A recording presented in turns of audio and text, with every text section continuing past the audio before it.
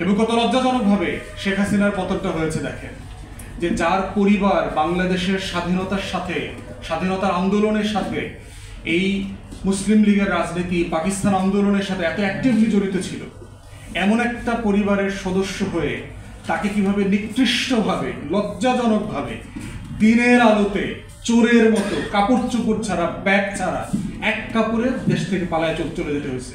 শুরুতেই হচ্ছে যে আমাদের পেশাগত সহকর্মী আব্দুর রব ভাইকে ধন্যবাদ ইতিহাসের উপরে একটা ইন্ডেক্সড বই লিখবার জন্য।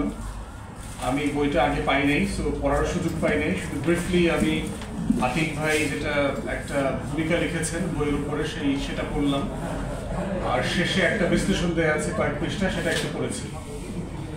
তাই খুব সামারি কথা বলতে হবে আর কি, একদম বইয়ের উপরে কোনো ক্রিটিক করতে পারবো না। প্রথম কথা হচ্ছে যে দেখেন, আমরা যারা মুসলমান, আমরা তো কোরআনে দেখেছি আল্লাহ তাআলা দেখবেন যে এই উম্মতকে যখন ওহী নাজিল করিয়েছেন, তখন দেখবেন যে উনি বারবার রেফারেন্স আকারে প্রিভিয়াস যারা নবী ছিলেন, নবীদের যারা অনুসারী ছিলেন, উম্মত ছিলেন, তাদের গল্প বারবার বলেছেন। দেখবেন যে বিশেষ করে বলেছেন হচ্ছে মুসা আলাইহিস সালামের যারা অনুসারী ছিল বনী ইসরাঈল, তাদের কথা কোরআনের পাতায় পাতায় এসছে। ওমর রাদিয়াল্লাহু তাআলা বলতেন যে কোরআন পড়ে মাঝে মধ্যে মনে হয় যে এটা এই শতাব্দীর আরবদের অথবা কুরাইশদের জন্য নাজিল হয় নাই, এই বইটা সম্ভবত বনী ইসরাঈলের জন্য নাজিল হয়েছে। বইতে এত বেশি কথা আসছে বনী ইসরাঈলের কথা, এবং প্রিভিয়াস 25 জন নবীর কথা খুব বেশি করে আসছে কোরআনে। অতএব হিস্টোরিকে মানুষের ভিতরে গেঁথে দেবার যে একটা ট্র্যাডিশন, সেটা আমাদের রিলিজিয়াস টেক্সট বইতে যেমন আছে।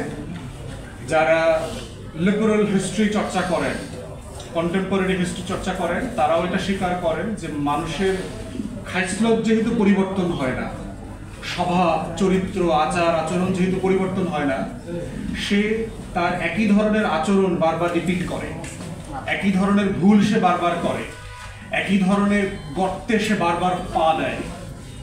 আল্লাহ রসুল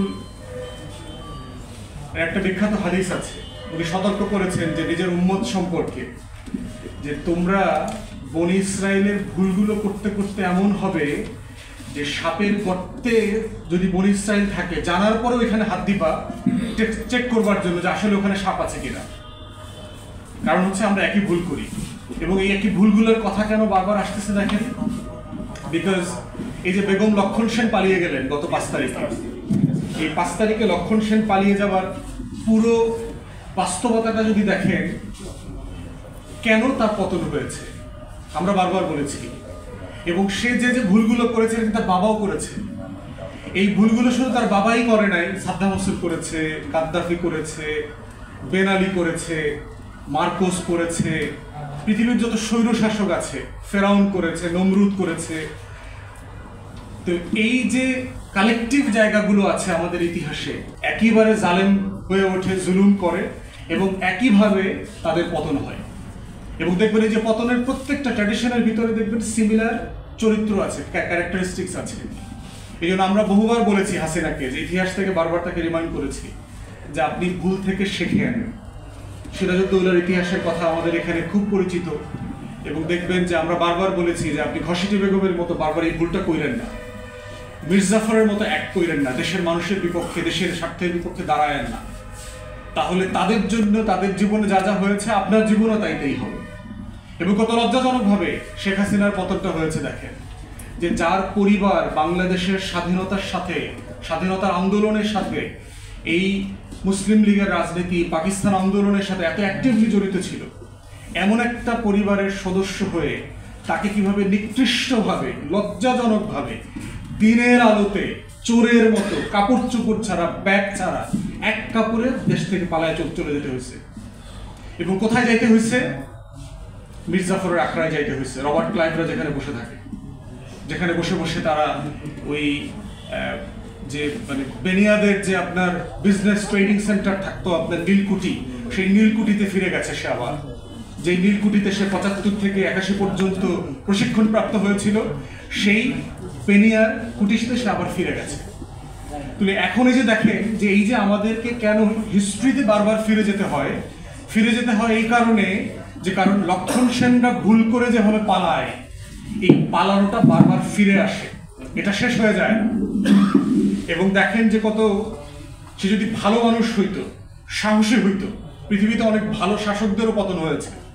আমাদের কাছাকাছি এক্সাম্পল দেয় আপনার মাইসুর, ভারতের যে দক্ষিণ অঞ্চলের একটা রাজ্য ছিল, সুলতান টিপু সুলতান ছিলেন সেখানে রাজা। ব্রিটিশরা যখন সেই মাইসুর দখল করতে গেছে, টিপু সুলতান তো পালিয়ে যান নাই, যুদ্ধ করেছেন, নিজে যুদ্ধ করেছেন রাজা, বের হয়ে এসে শেষ রক্তবিন্দু পর্যন্ত পরিবারের ছেলে মেয়ে সবাই যুদ্ধ করে শহীদ হয়েছে।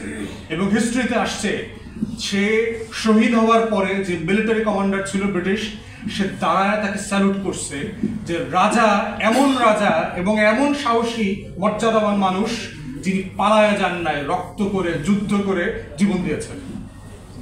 এটাই হচ্ছে লক্ষণ সেনের সাথে আর মাইসুরের টিপু সুলতানের সাথে পার্থক্য। কারণ লক্ষণ সেন জানতো সে একটা জালেম, সে জুলুমের উপরে তার শাসন ব্যবস্থা টিকিয়ে রেখেছে, অতএব সে মর্যাদার সাথে জীবন দিতে পারবে না, তাকে পালায় যেতে হবে। তো বেগম লক্ষণ সেনও 5ই অগাস্টে ঠিক একইভাবে পালায়া গেলেন, কারণ সে জানে সে 2024 সালের একটা ফেরাউনে পরিণত হয়েছে, একটা নমরুদে পরিণত হয়েছে, তার ইদার বুড়িগঙ্গায় ডুবে